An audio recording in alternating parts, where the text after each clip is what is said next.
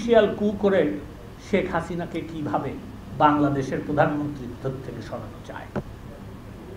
আমাদের এখানে আমাদের প্রাক্তন প্রধান বিচারপতি সিনহা সাহেবকে নিয়ে যারা ষড়যন্ত্র করেছে তাদের সকলের নাম কিন্তু আমরা জানি। প্রথমে আপনারা তো চিনবেনই, ডক্টর কামাল হোসেনকে আপনারা চিনেন না? বাংলাদেশ সুপ্রিম কোর্টের সিটিং জাজেসরা বলেছেন যে তারা একটা অনুষ্ঠানে তাকে ডাকার জন্য, এই ডক্টর কামাল হোসেনকে ডাকার জন্য নিয়ে গেছিলেন। তখন তাদেরকে বকাঝকা করেছে কেন শেখ সিনহার ব্যাপারে তারা প্রতিবাদ করে নাই, কেন সিনহাকে তারা সরিয়েছে। তারপরে আসেন কোটা সংস্কার।